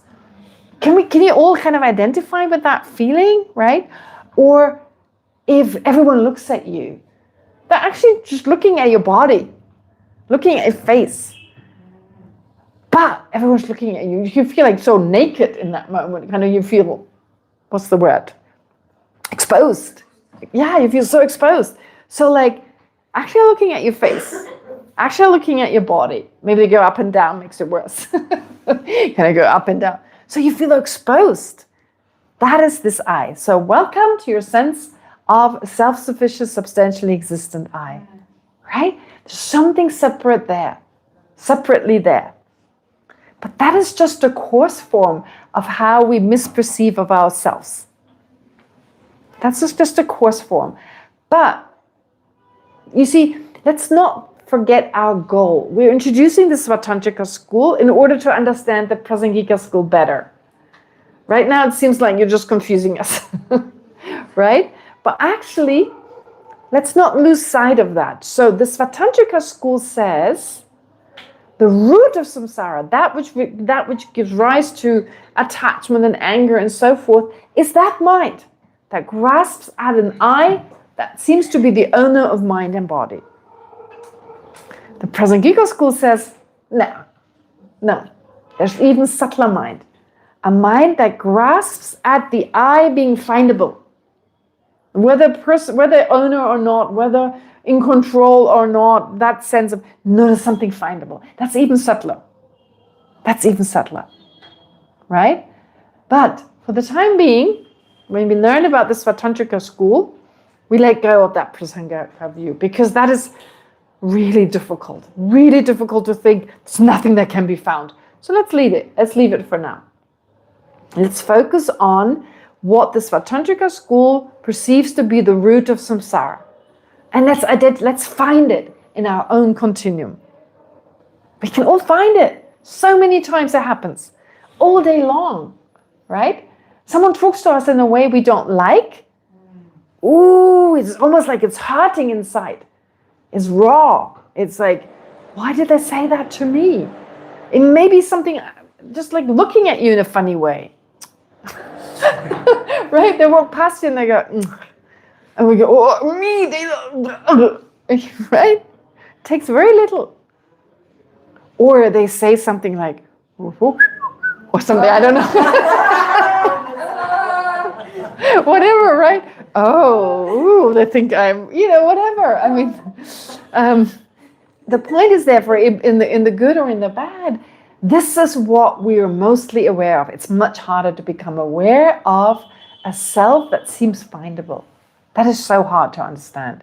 That seems to us, denying that kind of self seems to denying the self altogether. So it's much easier to understand that the self-sufficient substantially, that can't be there. Because you simply need to just mentally remove your mind and body and check what that self would be. Where would it be? And it doesn't feel like the mind was hurt. We say my feelings were hurt. But how do you hurt a feeling? It's kind of bleeding and can't walk properly. I mean, how is your feeling hurt? It feels very strongly. My feeling is hurt. Which feeling was hurt? The happy feeling or the unhappy feeling? No, the unhappy feeling is just doing its thing. It's definitely not hurt. It's very powerful right now. You feel very powerfully unhappy. So your unhappy feeling is not hurt. Is your happy feeling hurt? It's not there right now. Was it killed? No, it's going to come back. So it wasn't hurt. And still it feels like the I feels hurt. But when the moment we analyze, it becomes very difficult to pinpoint what we really mean. I remember when I was little, I had this weirdest thing. I must have seen something or read something. So when I was about 7 or 8, there was something, like I said, something must have triggered that. I was thinking, who am I? Where do I come from? And it would make me dizzy. And I like that dizziness, right? I was thinking, who am I? Where do I come from? Where do I come from was a big thing. Like, where do I... And I would feel totally dizzy. And I was like sitting there feeling dizzy. And then I stopped at some point. Because I couldn't find an answer. There was nothing there. It's just, I felt dizzy. Because there wasn't anything. So a moment later, when I didn't think about it, it was very concrete. Yeah, it's like this sense of concreteness. But the moment you reflect on that, it goes away. I feel hurt. Explain that to me. Then it gets difficult. What is exactly hurt? What is the I that is hurt? Can't do it. And I mean, I say it jokingly, but I think I did exactly that. I left Germany to go and find myself. I had that thought to go and find myself. I never found myself. Like, it's a silly Buddhist joke. I met Buddhism and I realized there was nothing to be found. But honestly, it's actually like I had that very strong sense. I need to find myself because I've been searching, made me feel dizzy. And I somehow blamed the place. So Germany was at fault. And so I couldn't find it there. So I had to go somewhere else because, somewhere it doesn't even make sense. Why can I not find it in Germany? Why can't I find it in India? Or anywhere else for that matter? Isn't that funny? So much of our thoughts that really makes sense. Someone were to ask, did you find yourself? Yes. Sometimes I ask, like jokingly, when people say, oh, I said, did you find yourself? And they always say yes. So where is it? Find yourself. Where's that self? What is it? And again, you can't explain it because how can you explain it? You expect something to be there separate from mind and body. Merely labeled? No, there's more to it. There's more to than just calling it I. No way. No way, right? Okay. Anyway, but here, this is so beautiful that they say the root of cyclic existence, that with this we can do something. Don't give me intrinsic existence. I don't even know what it really means. So the Svatantrika is helpful in that way because they do talk about, true existence, but that's cognitive obscuration. That's subtle, never mind. We're now dealing with first what gives rise to the afflictions. It's the mind that grasps at a self-sufficient, substantially existent I. There is an I that is the owner of mind and body. That's the one I tried to find when I left Germany. Yeah. Okay. The microphone is on your road. Oh, sorry. Yes. All right. Okay. All right. This is taken to be the root. No. Instead, they maintain that the principal cause of samsara is the mind grasping at a self-sufficient, substantially existent self, which in turn produces the other afflictions, such as attachment and aversion. This is taken to be the root afflictive obstruction that Hira and solitary realizer arhats eliminate together with its seeds and imprints. Right? It makes sense. It's not totally like absurd kind of view that just trying to confuse us. Moreover, according to the Svatantrika school, Bodhisattvas do not, as the Prasangika maintains, first eliminate afflictive obstructions during the 7 grounds, and then eliminate cognitive obstructions on the final 3. No, because you have obstructive ones that are acquired, and acquired ones can only be eliminated on the first ground. It's as simple as that. If they're acquired ones are always eliminated in the beginning, when you first realize emptiness directly. And if you have grasping a true existence, that is a cognitive obstruction, as they maintain, then that you need to, and it has 2 types, acquired and innate, then you have to start on the first ground. Okay. But then you also have to eliminate the other one, the afflictive ones, the acquired ones on the first ground. So you do them simultaneously. That's why it makes sense what they say. Rather, they assert that both afflictive and cognitive obstructions are removed in tandem, together. The acquired forms of both are progressively eliminated on the first ground, the path of seeing. No, not progressively, that's wrong. The acquired forms of both are eliminated on the first ground. Why did I put it progressively? Sorry, sometimes... Progressively with the bhumis. No, but on the first ground, it's only... Yeah, in one meditative session, they're all gone. So it's not progressively. Progressively is wrong. Eliminated on the first ground, the path of seeing, while their innate forms are progressively abandoned from the second ground onwards. Right? So what happens is, on the path of seeing, you eliminate when you enter into the meditative act of poise, directly realizing emptiness. So think you're a bodhisattva. I don't want to lose you because it's abstract. So think you're a bodhisattva. I make you force you're a bodhisattva. You're sitting down with all these words and stuff. So you're now this bodhisattva. Visualize yourself, you're a bodhisattva. You sit down to realize emptiness for the first time, right? So far it was only conceptually. So now you directly realize emptiness. Wow. Like water being poured into water. Wow. Amazing. Yeah. So you don't have joy yet. You have to wait for the end of this meditation, but never mind. Okay. So in that moment, you have the acquired afflictive obstructions. So the acquired grasping at what is it called? Self-sufficient, substantially existent self, and the acquired anger, the acquired attachment that all arise from that are eliminated, and the acquired ignorance grasping at true existence. That's also eliminated on that level.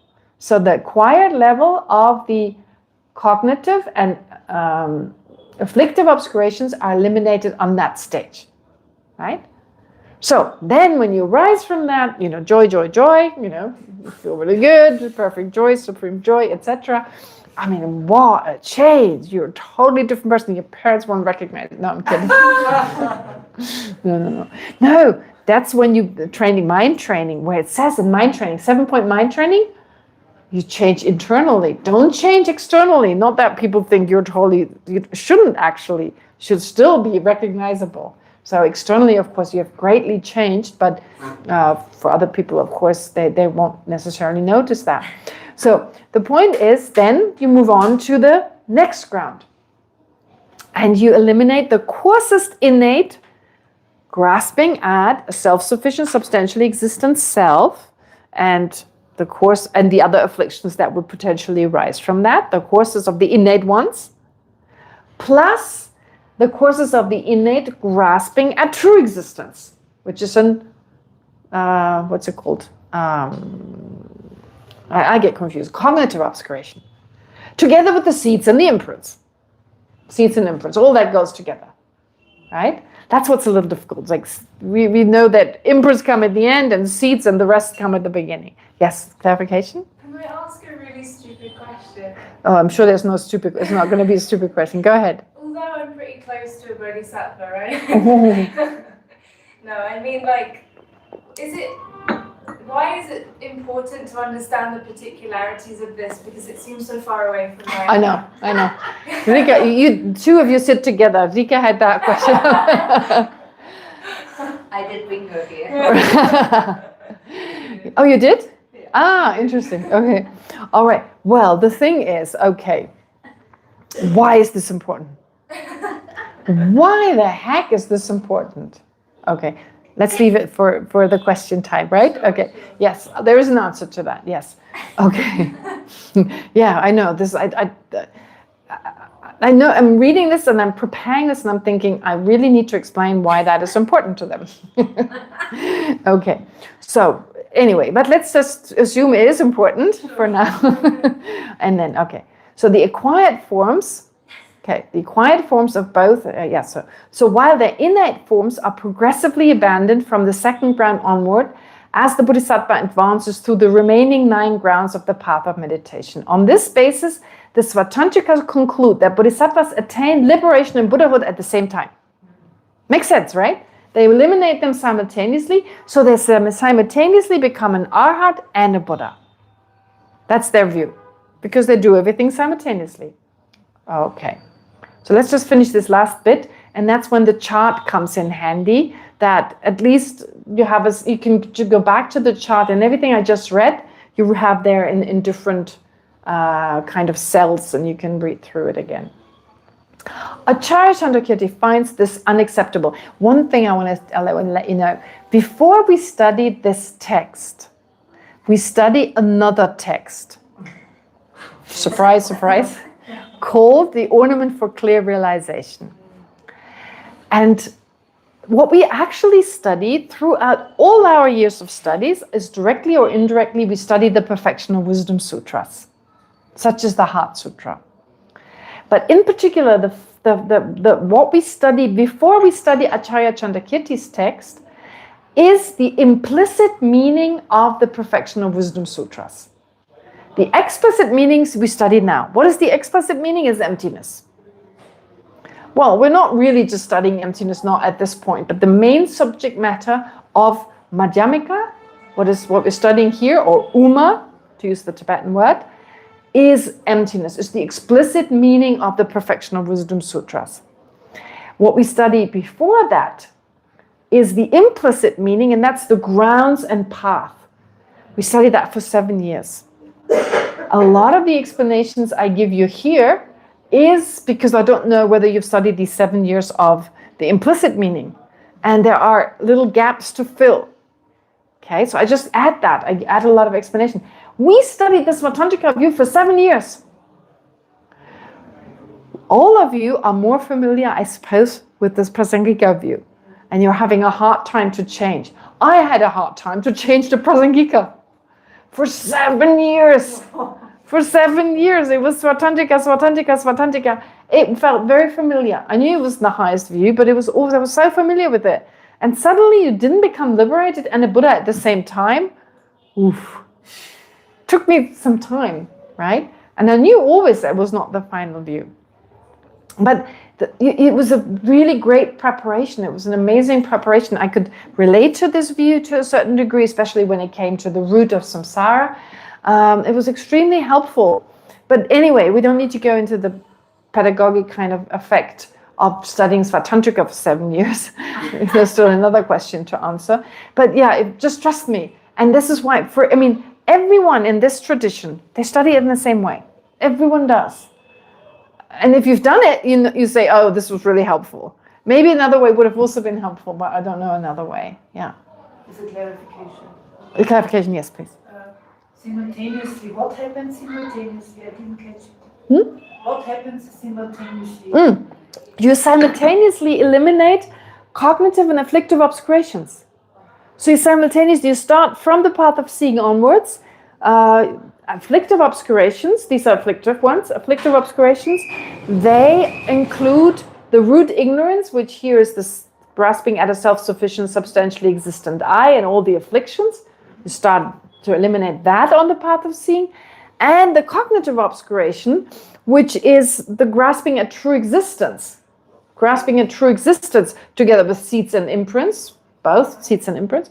And you simultaneously remove them. So you become simultaneously, when do you remove them? You remove them simultaneously for the last time, right? The subtlest type. And then you become an arhat and a Buddha at the same time. Whereas in the Prasangika school, you become an arhat first and then a Buddha. Does that make sense? But simply because it's not minds, you start to eliminate minds. Here, the cognitive obscurations are consciousness, are mainly a consciousness. They're not just imprints. Imprints you eliminate as well, and seeds too. But it's the mind that grasps with true existence. That is the cognitive cognitive obscuration in this school. And you start with the path of seeing, of course. If you've got an acquired and an innate version, you start with the acquired on the path of seeing. When else? Does that make sense? Not yet, maybe. The more you study, the more that makes sense, of course. Like I said, I had these 7 years, and I'm just catching up. But it doesn't matter, you learn it this way or a different way. I don't think there's any difference. So I'm just filling in some of the details. Okay. All right, so let's go back. In this view, 138 still, last passage. So Acharya Chandrakirti finds this unacceptable. In his view, if grasping at true existence and its seeds are classified as cognitive obstructions, it becomes impossible to account for the unique difference between a hera or solitary realizer arhat and a bodhisattva on the path to full Buddhahood. It is precisely the recognition of residual imprints as distinct from seeds that allows his system, Acharya Chandrakirti's system, to explain why arhats can be free of afflictive obstructions yet still fall short of omniscience. What does this have to do with the mind grasping at true existence? If you already eliminate so many of the imprints, and it's in the end, it's that mind that mainly you have to eliminate to become a Buddha. It has nothing to do with how does this mind obscure your consciousness? How does this misconception obscure your consciousness and prevent you from being omniscient? Don't the imprints make a lot more sense? that there's some subtle tendency left, that obscures your mind. That consciousness, that's of course kind of, I mean, from a Prasangika school point of view, get rid of that long ago. And it's so helpful to understand the mind better. We study these details to understand the working of the mind, because otherwise, like, our mind is obstructed. No, my mind isn't. I clearly see this wall in front of me. It doesn't feel obstructed. It doesn't feel obstructed at all. We don't realize. And so basically we get to this, the answer to your question. All these nitty-gritty details help us to understand the mind better. And they help us understand seeds versus imprints, tendencies. What are tendencies? Right? We're aware of certain tendencies, of getting angry quickly or doing, these are also tendencies, these are all imprints. The tendency to get angry quickly. Getting angry in the first place, that's the seed. But the speed at which and how long we're angry, those are the tendencies. And that everything appears intrinsically. We've got no chance right now. How can we realize emptiness if everything seems to appear in the opposite way? That's the imprints. And those are, so even an arhat still has that appearance. That's what veils the mind in such a profound way, even without any of the afflictions. So the Svatantrika school, it doesn't make sense. You cannot explain why the mind is obstructed in a different way. An arhat versus an ordinary person. So where, an ordinary person, you have the cognitive obscuration and the afflictive obscurations. But now, in the Svatantrika school, they say an arhat has no longer afflictive obscurations, but they still have a mind that grasps a true existence. How does that not give rise to anger? How does that not give rise to anger? How does that not give rise to attachment, first of all? And how is that the subtlest obscuration that keeps you from being a Buddha? Doesn't make any sense. So it really helps to understand this in terms of the working of the mind, but it doesn't come right away. First you understand it, and you understand it a little better, and then in the context of everything else, it'll become clear. It's such a slow process. Sorry. So sorry. I wish you would kind of go back with the same satisfactory kind of experience that you get after that. But you'll get it step by step. You do. You really do. Bits and pieces come together and you go, this is, it's part of understanding the mind better. Yes. So it is precisely the recognition of residual imprints as distinct from seeds that allows his system, Acharya Chandrakirti's system, to explain why arhats can be free of afflictive obstructions yet still fall short of omniscience, and why bodhisattvas must progress through the higher grounds, beginning with the 8th, in order to purify even those most subtle stains. That's on page 139.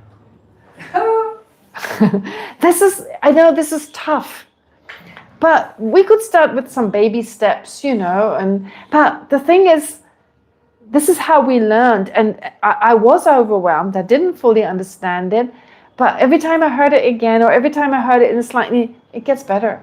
So this is a system, where you start right from the highest level, basically, to understand where you're supposed to go and get a better understanding of your own mind. Yeah. And of course, Lapa Tsongkhapa himself mentioned it, and we discussed it before. There's nothing that you shouldn't practice that a bodhisattva should practice. Okay, maybe these leaping meditations, never mind those, the deep leaping concentrations, but that's not a main practice. What is the main practice of a bodhisattva? Bodhicitta, emptiness, right? All this with the understanding why it benefits. So now we're going to where you eliminate all this. So now you know why you're doing this. To then eliminate this, eliminate that, and so forth. And then it makes sense when His Holiness tells us, practice starting with bodhicitta and starting with emptiness and going to bed. Okay, that gives you a direction. That's beautiful because it's like so overwhelming. There's so much to do. But if everything should be included in bodhicitta and emptiness, it's a lot less overwhelming. And you know where you're going. First ground, second ground, third ground. So you have a rough sense, okay, this is what happens once I get there. I kind of know what every step is. So even just theoretically, and so then with my practice, I'm going in the right direction. Yeah? All right. And that's chart 1. Chart 1. Now chart 1. Of everything, I thought after I finished putting this together, I thought, oh gosh, I myself lost the thread, you know. So then I decided, for the first time, I thought it's better to have and everything we just went through, hopefully you find in here. So just a comparison, put them next to each other. Root of cycle existence, Svatantrika, ignorance, apprehending a self-sufficient, substantially existent self. Next to it, ignorance, apprehending intrinsic existence. So you see the difference. Afflictive obstructions. Okay, so what are they? Ignorance, apprehending a self-sufficient, substantially existent self. The other afflictions arising from this ignorance, and the seeds and imprints of all these afflictions. Seeds and imprints, no distinction made here. While the Prasangika school would say ignorance, apprehending intrinsic existence, the other afflictions arising from this ignorance, and the seeds of all these afflictions. So it's not just the mind that apprehends self-sufficient, substantially existent I. No, that arises from the ignorance of apprehending intrinsic existence. That is the root. And then that gives rise also to the other misconception and the afflictions. Cognitive obstructions here. Ignorance, apprehending true existence, together with the seeds and imprints of this ignorance, right? While the Prasangika says, no, it's just the imprints of all the other minds, of all the other afflictions, the imprints of the ignorance, apprehending true existence, as well as the imprints of all the other afflictions. Actually, it should be inherent, intrinsic existence. Made a mistake. But for them, it's true existence and intrinsic existence is the same for the Prasangika. But they define it differently. Another confusion we get to later on. In the Svatantrika system, the way they define true existence is different to the way the Prasangika school defines it. In the Prasangika school, intrinsic existence, true existence, same thing. In the Svatantrika school, they don't say intrinsic existence, they only say true existence, and they define that differently. I mean, it seems like, how can you ever remember that? But, you can remember it. If you do it long enough, you can. What is the general sequence of elimination? Afflictive and cognitive obstructions are eliminated simultaneously. Svatantrika.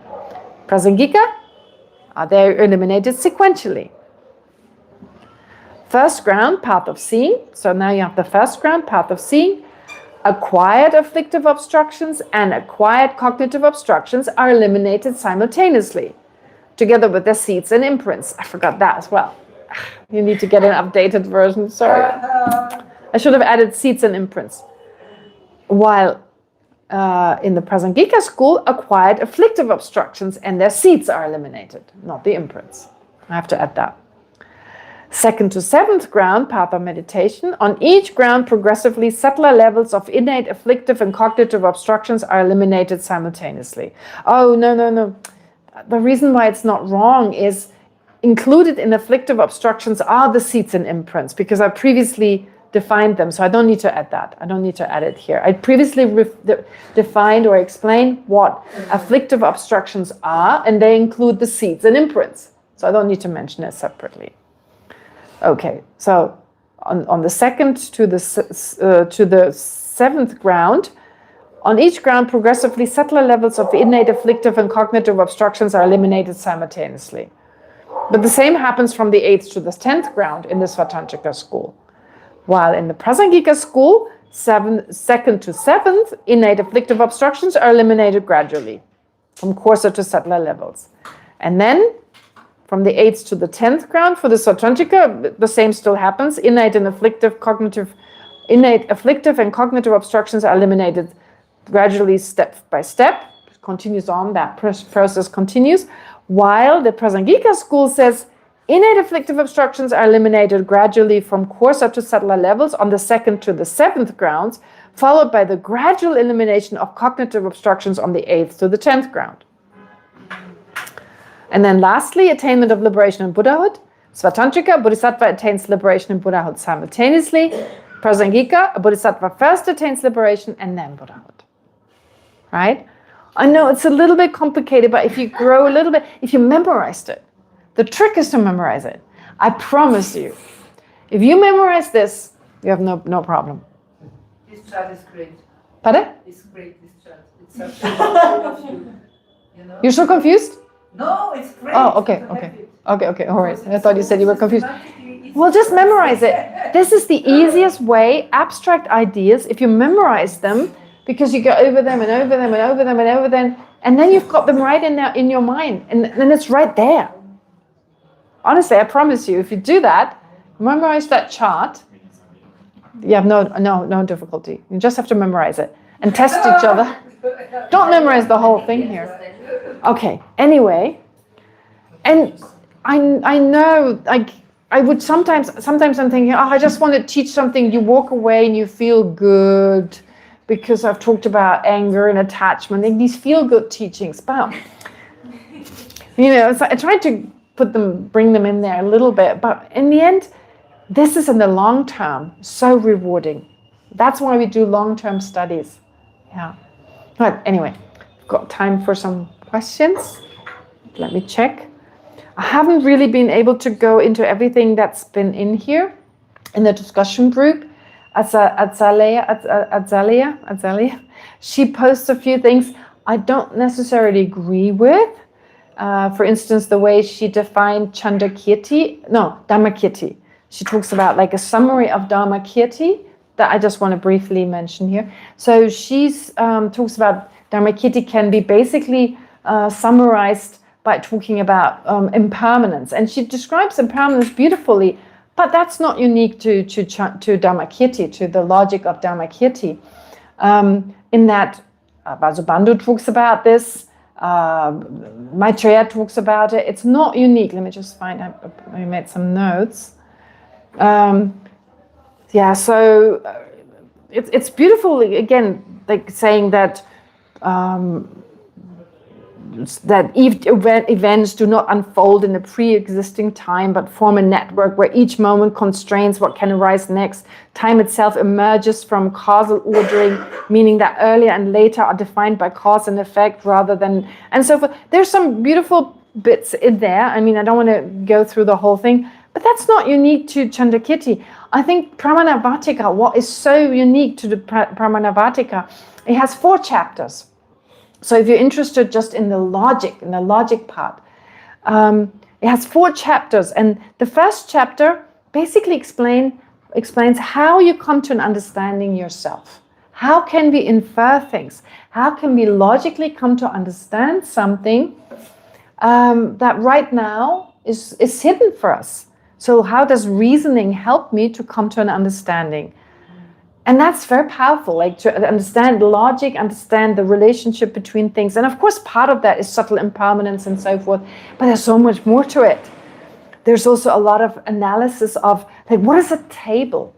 Is there like an overarching universal called table? Or are we just saying table because there are many, many tables? So because they have certain similarities, we refer to all of them table. But that doesn't mean that there's one universal of table. So that's how Dharmakirti explains it beautifully. So these are just some examples, or how sound works, how we can understand a word by hearing the word, I don't know, cow, for instance. How do we remember then later on whether it's when we see a white cow, how do we know when we see a black cow that this is also a cow? Right? It's a different color, it looks different, but still we know it's cow. So there's a lot of that kind of analysis. How do we come to an understanding? So inferential understanding on the basis of reasoning. So I'm just giving like a short example. And then you have the second chapter, which deals with cognition in general, reliable cognition. So in terms of, is the Buddha reliable? Being reliable. So the mind, of course, that realizes things is reliable, but also the teachings that is the Buddha reliable? Are the teachings reliable? It goes into a lot of subjects such as, does rebirth exist? Is that reliable? The teachings, what are the reasonings of that? The teaching on the Four Noble Truths, etc., etc. So a lot of the material we usually study, here it's explained what are the reasonings. That liberation is possible, that enlightenment is possible. So more specifically, the logical reasonings. And then when you study what we study here, and then have the logic come together, It's very helpful. I mean, just the kind of structure, the logical structure. Then in the next chapter, it talks about direct realization, directly experiencing something. What does it mean to directly experience an object? Just a sec.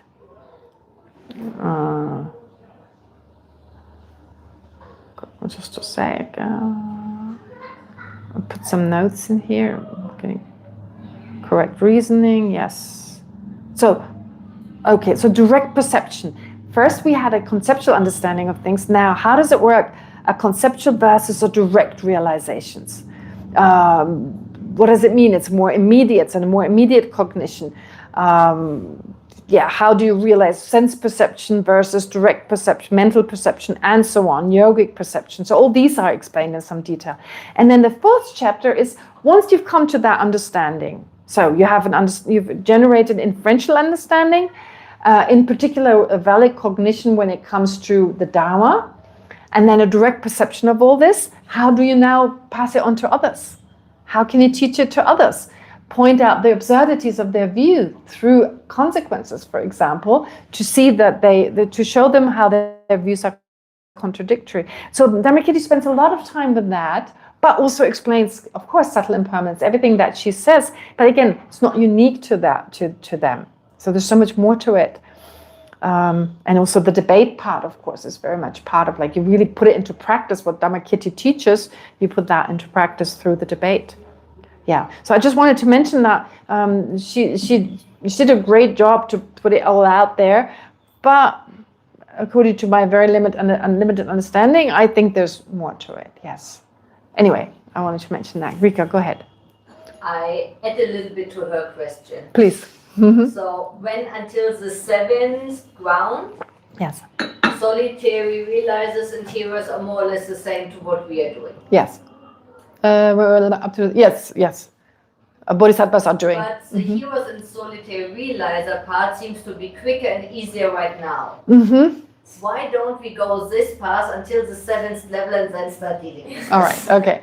So Rika's question is, actually bodhisattvas and hearers and solitary realizers up to the seventh ground, at least from the point of view of what they eliminate, are much the same, right? They're the same. Basically the same. So there's more compassion, there's more love, yes.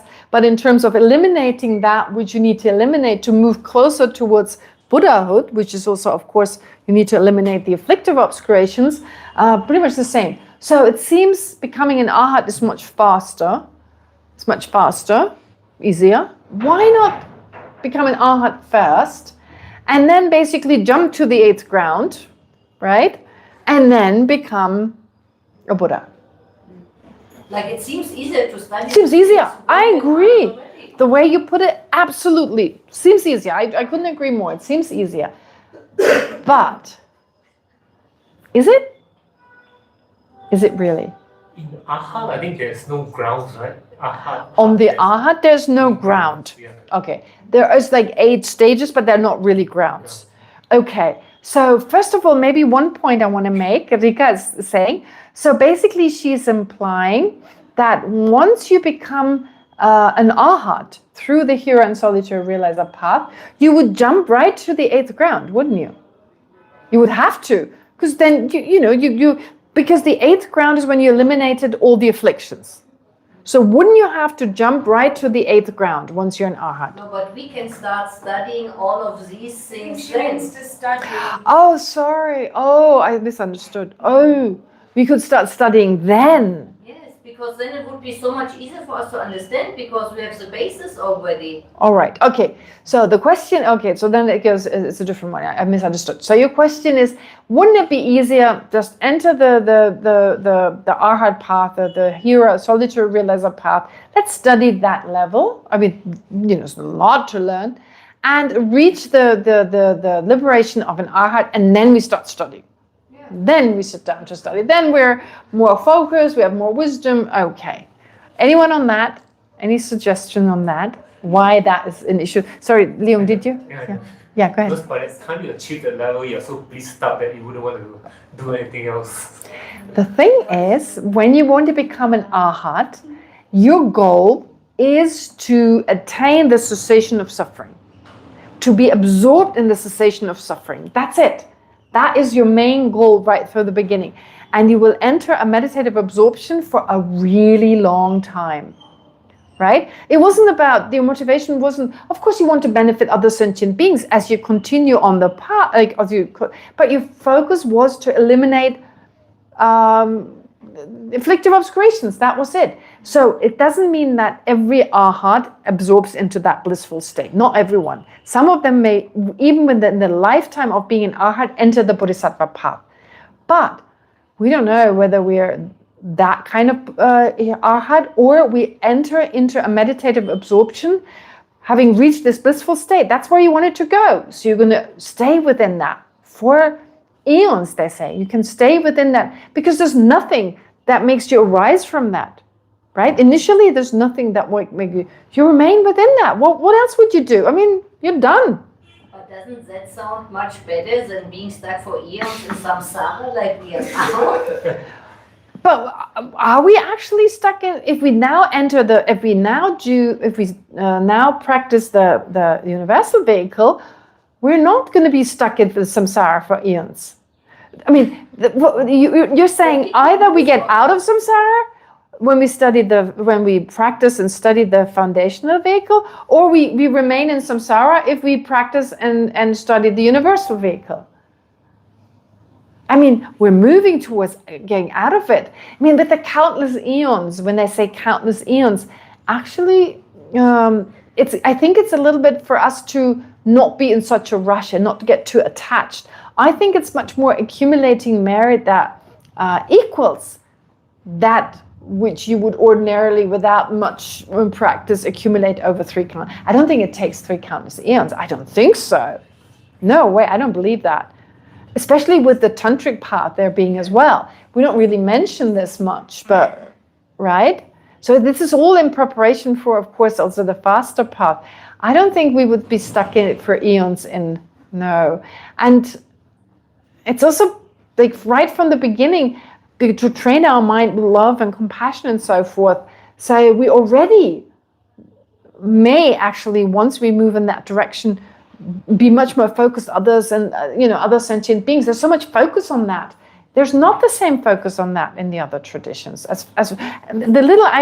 first started with the foundational vehicle. I started with the Theravada tradition. I came here, and the first teacher I found was a Theravada teacher who taught here for many years actually. He taught Theravada Buddhism, which was great for me. I thought made a lot of sense. Very accessible. He taught meditation and yoga. He's still teaching, actually. So this particular teacher is Indian, from the Saravastrian tradition. They were actually from the same community in Bombay. He came from the same community in Bombay as the Naurojis did. So he always stayed with the Naurojis. He was close to the Nauroji family, yeah. So he was an amazing teacher. But I remember, and I loved it. And then I went to Tushita and I read Wisdom Energy by Lama Yeshe.